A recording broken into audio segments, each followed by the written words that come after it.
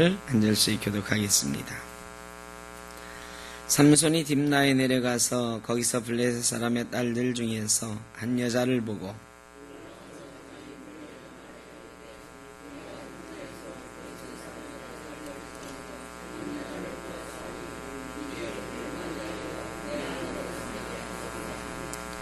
그의 부모가 그에게 이르되 내 형제들의 딸들 중에나 내 백성 중에 어찌 여자가 없어서 네가 할례 받지 아니한 블레셋 사람에게 가서 아내를 맞으려 하느냐 하니 삼손이 그 아버지에게 이르되 내가 그 여자를 좋아하오니 나를 위하여 그 여자를 데려오소서 하니라.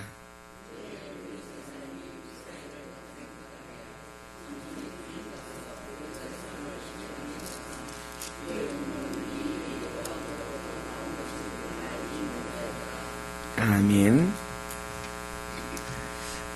삼손 이야기는 참 대단히 많은 일들이 있는데 오늘 그 첫 번째 이야기입니다. 삼손이 결혼을 하죠. 결혼을 하는데 블레셋 땅에 딥나에서 블레셋 여자를 보고 부모님께 와서 말을 합니다. 블레셋 여인이 참 마음에 드는 사람이 있는데 결혼하게 해주십시오. 부모가 펄쩍 뜁니다. 아니 내 동포 중에 우리나라 백성 중에 하나님의 백성 중에 사람이 없느냐? 다른 사람하고 결혼해라. 특별히 너는 나실인 아니냐? 그랬더니 삼손이 아닙니다. 나는 그 여자가 마음에 듭니다.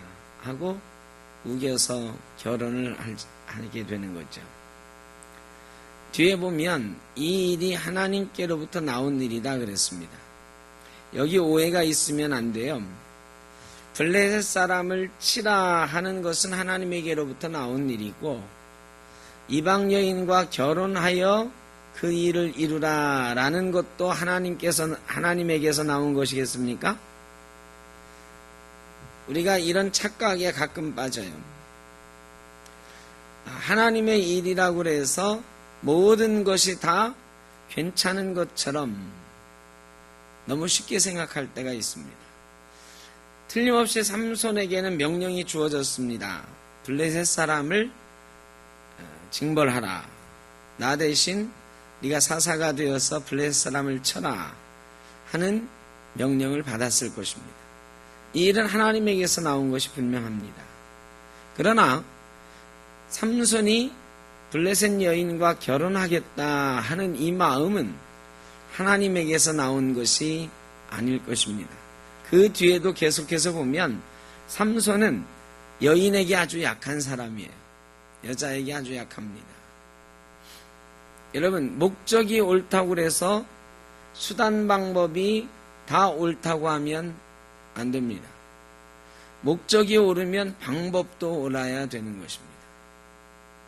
근데 우리는 때때로 목적이 옳다고 하면 다른 것들은 다 어떠해도 괜찮은 것처럼 오해하는 경우가 있습니다. 주님의 일을 하면서도 특별히 그럴 때가 있습니다. 우리가 어떤 주님의 사역을 감당하면서 그 사역을 감당하는 일은 하나님의 명령이고 하나님에게서 나온 것이 분명하죠. 그런데 그 일을 해나가는 우리의 방법은 때때로 인간의 고집이 들어가 있고 자기의 생각이 들어가 있고 물론 우리의 고집과 생각이 아예 안 들어갈 수는 없습니다. 그러나 지금 부모가 말리고 있잖아요. 내 백성 하나님의 백성 중에 없느냐? 할례 받지 아니한 블레셋 사람의 자매를 데려오려 하느냐? 우리가 하나님의 일을 할 때 잘못된 방법으로 고집 세우고 내 생각을 막 주장할 때 틀림없이 삼손의 부모가 이야기해 준 것처럼 하나님의 뜻을 정확히 알려주는 누군가가 있습니다. 그거는 별로 안 좋은 것 같은데요 라든가 그러지 말고 이렇게 하면 어떻습니까 라든가 이런 얘기들이 반드시 있어요. 그런데 우리는 어떻습니까? 하나님이 내게 맡기신 일, 내가 이렇게 하겠다는데 이런 때가 꽤 많이 있어요. 저도 그런 경우가 꽤 있겠죠. 조심해야 됩니다. 하나님의 일이라고 해서 모든 방법이 옳은 것은 아니다. 거기에 내 고집이 들어가지 않았는지, 내 잘못된 생각이 들어가지 않았는지 늘 조심해야 된다. 어쨌든 삼손이 우겨가지고 결혼을 하게 되었습니다. 그래서 이제 그의 부모와 함께 딥나로 내려가는 거죠.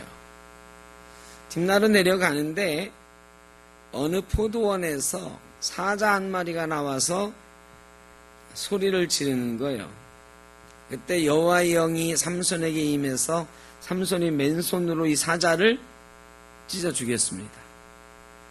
그런데 부모님은 먼저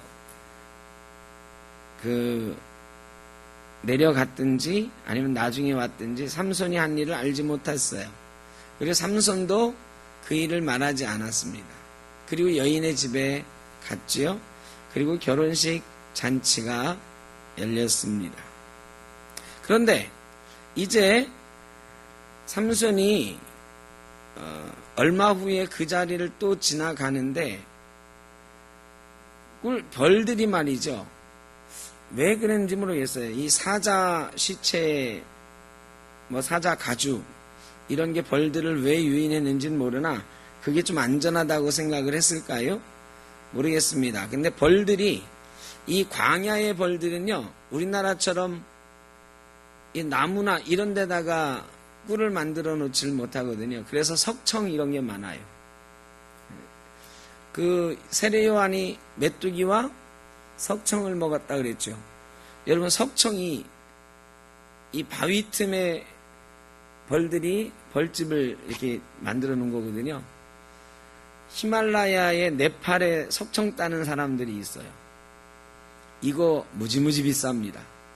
1kg에 우리 돈으로 한 300만 원. 그래서 목숨 걸고 막 그거 석청 따고 그러죠. 우리나라에는 석청은 많지 않지만 목청 이런 게 있죠. 목청. 오래된 나무 속에 벌들은 이렇게 특별한 곳에 벌집을 만들어 놓는 경우가 있는 것 같아요. 왜냐하면 자기들의 안전을 위해서. 아마 이 사자의 가죽 속, 사자의 몸속, 이것도 벌들이 좀 안전하다고 생각했는지 모르겠습니다. 근데 어쨌든 벌들이 거기다 벌집을 만들어 놓은 거예요. 이 삼손이 가다가 그걸 보고 그 벌집을 취했어요. 그래, 꿀을 따가지고 부모님에게도 주고 자기도 먹고. 여러분, 이 사자는 원래 삼손을 공격하던 존재였어요. 삼손이 블레셋으로 갈 때 삼손을 공격하던 존재였습니다. 그런데 그 속에서 뭐가 나왔어요? 꿀이 나왔어요. 여러분, 사탄이 우리를 공격하죠. 하나님의 일을 할 때 우리를 막아설 때가 있습니다. 근데 그 사탄의 세력과 싸워 이기면 거기서 우리가 꿀을 취할 수도 있게 되는 줄로 믿습니다. 그러니까 사탄의 공격은 우리가 하나님의 일을 한다고 했을 때, 어떤 일을 한다고 했을 때 끊임없이 계속이 됩니다. 그런데 그 사탄의 공격을 잘 이겨내면 그 속에서 오히려 하나님께서 우리에게 꿀 주시는, 삼손에게 꿀 주시는 것과 같은 달콤한 행복을 주십니다. 초대교회 사도행전에 보면 예수님께서 초대교회 성도들에게 명령하셨어요. 너희가 오직 성령이 너희에게 임하시면 너희가 권능을 받고 예루살렘과 온 유대와 사마리아와 땅끝까지 이르러 내 증인이 되리라 그러셨죠. 여기서 중요한 거는 성령을 받는다는 것과 또 하나 뭐예요? 증인이 된다는 거예요. 예루살렘과 온 유대와 사마리아와 땅끝까지 증인이 된다는 거예요. 성령 받는 것만 중요한 게 아니고 성령 받으면 땅끝까지 증인이 되라 하는 거예요. 주님께서 성령 주신 이유는 주님의 증인되어 나가라고. 근데 예루살렘 교회가 성령 받고 나서 놀라운 부흥을 이뤘거든요. 베드로가 한 번 설교하면 4,000명, 5,000명씩 막 회개하고 돌아왔으니까 예루살렘 교회가 몇 명이나 모였겠습니까? 어마어마한 숫자였을 거예요. 그런데 흩어질 생각을 안 해요. 왜? 두렵고 또 예루살렘에서 막 부흥하는 역사가 신이 나니까. 그런데요, 하나님께서 예루살렘 교회가 흩어지지 않으니까 이 사탄의 공격을 이용하시잖아요. 핍박을 받게 돼요. 스데반이 순교하고 순교한 다음에 예루살렘 교회가 온갖 어려움 가운데 놓이게 되는 거죠. 그러니까 어떻게 해요? 사람들이 그제서야 뿔뿔이 흩어져요. 그 다음에 스데반의 순교 다음에 나오는 장면이 빌립 집사의 사마리아 전도, 이런 장면이 나오거든요. 사탄의 공격이 있었어요. 사탄의 공격으로 흩어졌는데 이 성도들이요, 흩어져서 숨어 지내지 않고 어떻게 했어요? 흩어진 다음에 숨어 지내지 않고 복음을 증거하는 일들을 했습니다. 여러분, 사탄의 공격은 때때로 우리에게 치명적이지만 우리가 그것을 잘 이기고 다시 성령의 인도하심을 받는다고 하면 그것은 우리의 승리를 가져다 주고 우리에게 복음 선교의 역사를 이루기도 한다는 것입니다.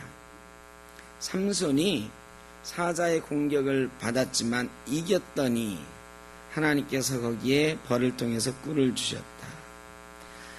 다윗이 엄청난 핍박을 받았잖아요. 골리앗을 죽이고 장군이 된 다윗이 사울 임금에게 크게 공격을 받고 도망자 신세가 되었습니다. 그런데 다윗이 그 도망하는 과정에서 하나님의 말씀을 붙들고 하나님 편에 계속 서 있었죠. 그랬더니 하나님께서 그를 위대한 왕으로 세우셨어요. 그 과정에서 우리가 잘 아는 주께서 내 원수의 목전에서 내게 상을 베푸시고 라는 시편 23편의 다윗의 고백이 나오는 거죠. 여러분, 우리가 때로는 사탄의 공격 앞에 있습니다. 원수 앞에 있습니다. 여러분도 살아가면서 내가 예수 믿는데 왜 이런 곤경에 빠지는가 싶을 때가 있을 것입니다. 그러나 우리가 하나님 앞에 바로 서고 성령님의 인도하심을 받는다고 하면, 싸워 이긴다고 하면 주께서 내 원수의 목전에 상을 베푸시는 것을 경험하게 될 줄로 믿습니다. 여러분의 삶이 다 그렇게 기름으로 내 머리에 바르시고 잔이 넘치는 것과 같은 놀라운 복을 누리시기를 바랍니다. 삼손이 결혼식을 합니다. 블레셋 사람 30명이 들러리로 왔어요. 이 신부집에서 먼저 결혼식을 해요. 옛날에 우리나라도 2번씩 결혼식 한 적 있죠? 신부집에서 하고 다시 신랑집에 가서 하고, 이 당시의 풍습도 일단 신부집에 가서 일주일간 결혼식을 하게 되어 있습니다. 그리고 나서 신랑 집으로 데려가서 신랑 쪽 친지들을 모시고 인사하고 잔치하죠. 이 신부 쪽에서 잔치하는데 신부 쪽 들러리들이 온 거예요.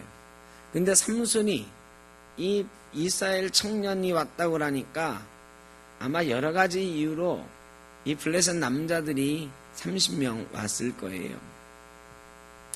그런데 이 신부의 친구들 어쨌든 30명이 와가지고 이 잔치를 하는데 삼손이 내기를 합니다. 내가 수수께끼를 하나 낼 테니까 너희가 맞춰보겠냐? 맞추면 내가 너에게 옷 한 벌씩 선물하겠다고.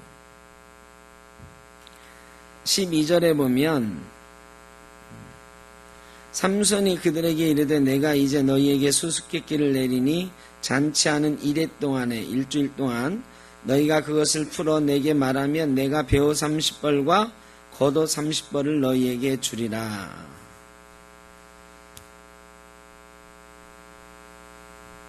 입는 것과 먹는 것과 사는 것, 의식주죠, 의식주. 요즘 어떤 게 제일 중요합니까, 여러분? 의식주. 집이 제일 중요한 것도 같아요. 근데 옷이 제일 중요하지 않습니까, 여러분? 옷이 제일 중요하다는 사람은 별로 없어요. 요즘 뭐 옷이 넘쳐나거든. 옷 없어도 웬만한 다 옷, 아무리 없어도 옷 걸쳐 입고 살아요. 그런데 옛날에는 왜 의식주라고 그랬을까요? 예? 의식주. 옛날에는 의식주 그랬거든요. 주식의 그러지 않았어요. 의식주라고 했다는 건 옛날엔 뭐가 제일 우리 삶에 중요했다? 옷이 제일 중요했다. 왜 그랬을까? 이 옛날에는요, 그냥 움막집에서 사는 사람도 많았어요. 제대로 된 집에서 사는 사람들도 있었지만, 그렇지 못하고 그냥 움막 하나 쪄놓고 사는 사람들도 많았어요. 집은 감히 먼 나라 이야기고, 제일 급한 거는 그냥 움막집에서 살더라도 이 자기 추위를 이겨줄 옷, 이게 굉장히 중요했습니다. 이 옷이 제일 중요하게 취급됐죠. 이스라엘에서도 그렇습니다. 이스라엘 사람들 광야에서 그냥 이렇게 살아요. 그죠? 광야에서 목동으로 살잖아요. 그 사람들은 집은 별로 중요하지 않아. 왜? 맨날 떠돌아다니는데 뭐. 근데 뭐가 제일 중요해요? 그 광야에서 추위를 피해줄 옷, 자기의 이불이 되어주는 옷. 속옷은 그냥 입고 겉옷은 이불로 사용하잖아요. 이불로. 예수님 잡혀가실 때에 발개벗고 도망간 제자가 있죠. 그 사람 틀림없이 잠들었을 거예요. 그리고 자기의 옷을 어떻게 했어? 자기의 옷을 이불 삼아서 잠들었다가 누가 막 잡으러 왔다 그러니까 그냥 도망간 거죠. 그냥 이불 속에서 빠져나와서 간 거예요. 근데 그게 그 사람의 옷이었을 거다. 그러니까 옛날에는 옷이 그들에게 굉장히 중요했어요. 성경에 보면 옷을 저당 잡혔으면 어떻게 알아요? 밤이 되기 전에 돌려주라고 그래요. 왜? 그가 추위를 피할 수 있어야 되니까. 옷이 굉장히 중요한 거예요. 뭐 지금처럼 난방이 잘 돼 있을 때가 아니고 가난한 이 광야의 사람들에게는 옷이 생명줄 같은 거였어요. 자, 옷 2벌, 속옷 1벌, 겉옷 1벌. 이거 어마어마한 거예요. 지금으로 하면은 글쎄 호랑이 모피코트 1벌씩 준다는 정도 될까? 한 권사님 호랑이 모피코트 얼마나 해요 요새? 몰라요? 700 하여간 어마어마하게 비싼, 요즘으로 치면 그 정도 내기를 한 거랑 비슷해요. 삼손이 이 배옷 1벌과 겉옷 1벌을 놓고 내기를 했단 말이죠. 자, 수수께끼를 냈는데 이런 수수께끼를 냈어요. 자, 14절. 삼손이 그들에게 이르되 먹는 자에게서 먹는 것이 나오고 강한 자에게서 단 것이 나왔느니라. 이 먹는 자에게서 먹는 것이 나왔다. 이게 뭐예요? 네, 사자가, 그 다음에 강한 자에게서 단 것이 나왔다. 사자의 몸에서 뿔이 나왔다. 자기가 겪은 얘기를 이제 수수께끼로 낸 거죠. 자, 수수께끼를 풀겠다고 했는데 이거 겪어보지 않은 사람이 상상이나 하겠어요? 먹는 자에게서 먹는 것이 나오고 강한 자에게서 단 것이 나오고, 이게 뭐라고 상상이 되겠어? 상상이 안 되는. 하루가 지나 이틀이 지나 이 사람들이 꼼짝없이 자기들이 오히려 옷을 물어내게 됐단 말이죠. 13절에 보면 그것을 능히 내게 말하지 못하면 너희가 내게 배옷 30벌과 겉옷 30벌을 줄지니라. 뭐 아까 모피코트 700만 원이라고 하면 30벌이면 얼마요? 예? 2억 1천만 원이야. 어마어마한 거죠. 삼손은 자기가 이길 자신이 있었단 말이죠. 근데 이 사람들은 수수께끼 우리 30명이 일주일 동안 머리를 맞대면 못 풀까? 그러다가 삼손이 낸 수수께끼를 들었는데 듣도 보도 못한 거야. 머리를 맞대도 답이 안 나와요. 그래가지고 어쩔 수 없이 어떻게 해요? 7일째 되니까 이제 옷 내놔야 되게 생겼거든. 근데 그 옷이 자기네에게도 마련하기 만만치 않은 거예요. 삼손의 아내에게 야 네가 우리 동족이고 친척인데 야 우리 일하다 망하게 생겼다. 옷 2벌씩 우리가 마련하려면 야 우리 장갑 2천 다 날라간다. 네 남편 좀 꼬드겨가지고 답 좀 알아내라. 여자가 말이죠 울면서 삼손에게 물어보는 거예요. 18절에 16절에 삼손의 아내가 그의 앞에서 울며 이르되 당신이 나를 미워할 뿐이요 사랑하지 아니하는도다. 우리 민족에게 수수께끼를 말하고 그 뜻을 내게 알려주지 아니하도다 하는지라. 삼손이 그에게 이르되 보라 내가 그것을 나의 부모에게도 알려주지 아니하였거든 어찌 그대에게 알게 하려 하였으나 7일 동안 그들이 잔치할 때 그의 아내가 그의 앞에서 울며 그에게 강요하므로 7째 날에는 그가 그의 아내에게 수수께끼를 알려주매 그의 아내가 그것을 자기 백성들에게 알려주었더라. 믿을 놈이 따로 있죠, 그죠? 네, 삼손이 여자에게 약해요. 여자가 울면서 계속 말하고 뭐라 그래요? 네가 나 사랑하지 않으니까 안 알려주는 거지. 이 사랑한다, 사랑하지 않는다 이 말에 남자들 약하거든요. 그러니까 삼손이 내가 너 사랑해 하면서 알려주었단 말이죠. 그랬더니 횟가닥 가가지고 자기 그 사람들에게 블레셋 사람들에게 답을 알려주고 블레셋 사람들이 와서 삼손에게 답을 말하죠. 사자만큼 강한 것이 어디 있고 꿀처럼 단 것이 어디 있겠느냐. 사자에게서 꿀이 나온 것이다. 삼손이 말이죠. 이때 벼락같이 충격을 받은 거예요. 이놈들이 내 마누라에게서 들었구나. 내 마누라가 나를 속였구나. 그래서 뭐라고 그래요?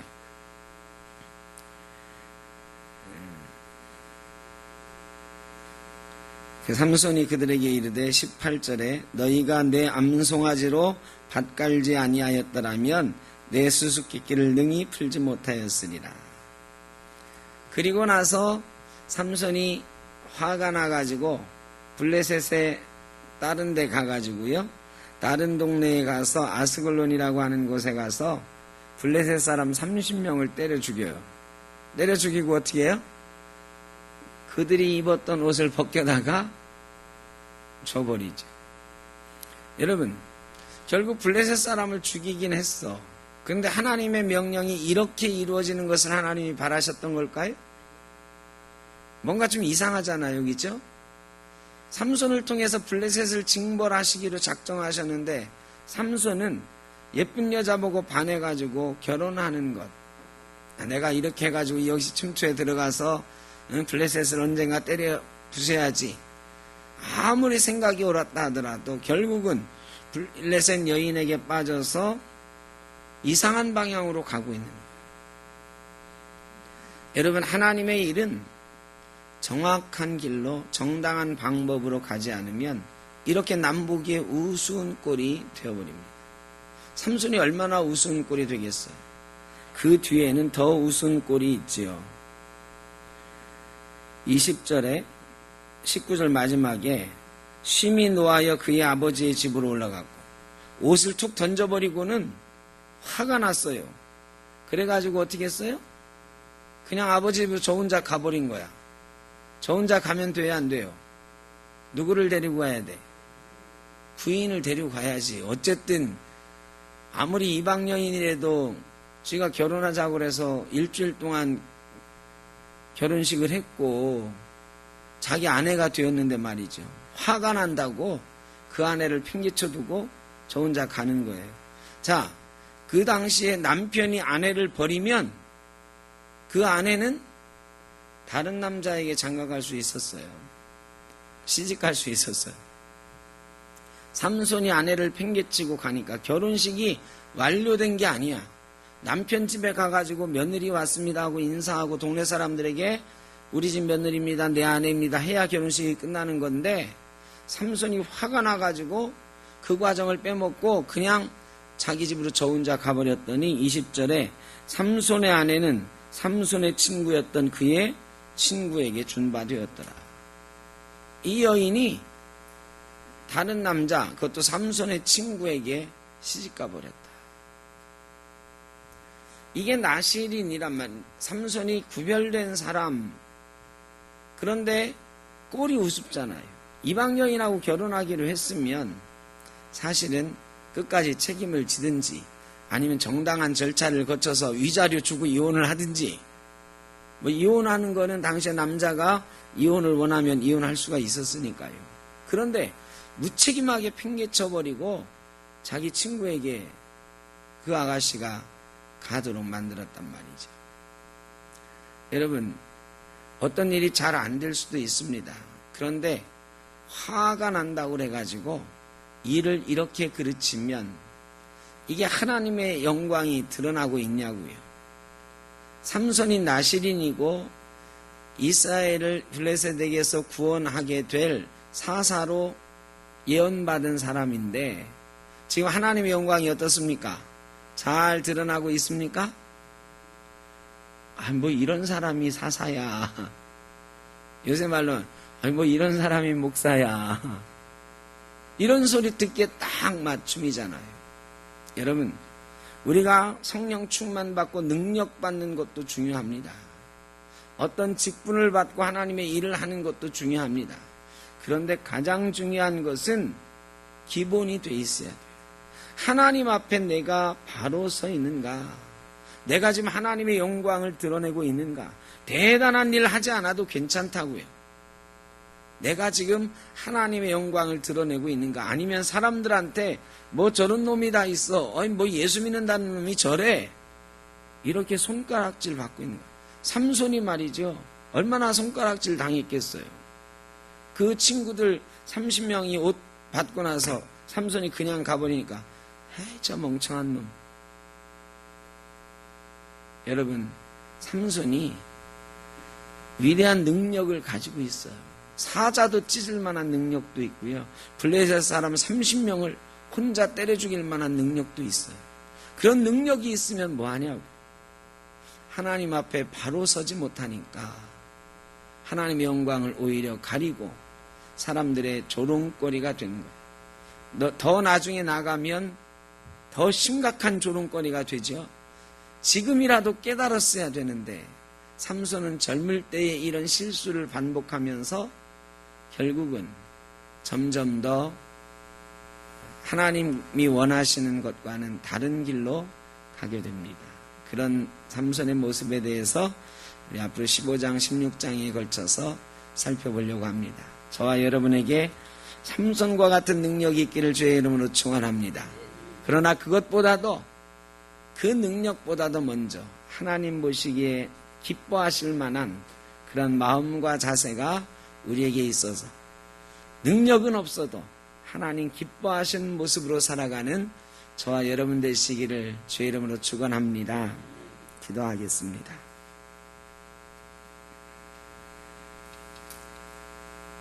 아버지 하나님, 우리가 사는 동안 우리는 끝없이 유혹과 시험, 사탄의 공격 앞에 놓여 있습니다.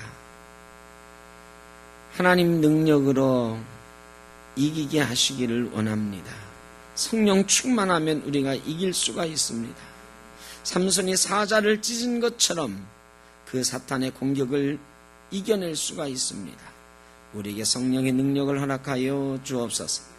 그러나 그런 능력을 가지고도 삼손이 조롱거리가 되어버렸던 것처럼 우리가 때때로 성령의 충만함 속에서도 교만하여 우리의 생각을 내세워서 고집으로 인하여 오히려 하나님의 영광을 가리우고 많은 사람들에게 조롱거리가 되는 적도 있습니다. 하나님, 우리에게 지혜를 허락하여 주옵소서. 겸손한 마음을 허락하여 주옵소서. 하나님을 두려워하는 마음을 허락하여 주시옵소서. 그리하여 하나님 앞에 바로 서는 것이 먼저가 되게 하시고 그 다음에 하나님 주신 능력으로 하나님의 일을 잘 감당하는 복도 누리게 하여 주옵소서. 오늘 이 나라에 선거가 있는 날입니다. 이 나라가 바른 길로 가도록 주님 인도하여 주옵소서. 온 백성이 한 마음으로 이 나라를 바르게 세워가는 귀한 역사가 있게 하여 주옵소서. 오늘 우리가 살아갈 때에 삼손처럼 능력 있지만 겸손하고 하나님의 영광을 드러내는 삶을 살아갈 수 있도록 복내려 주옵소서. 이제는 우리 주 예수 그리스도의 크신 은혜와 아버지 하나님의 무한하신 사랑하심과 성령의 인도하심이 삼손처럼 능력 있기를 소원하지만 무엇보다 하나님 앞에 정결하고 하나님 앞에 바로 선 성도가 되기를 소원하는 모든 주의 사랑하는 자녀들 머리 위에 샘떡교회와 모든 권속들 가운데 이 자리에 있는 모든 주의 사랑하는 자녀들과 가정과 자녀손들 위해 영원토록 함께 하시기를 간절히 축원하옵나이다. 아멘.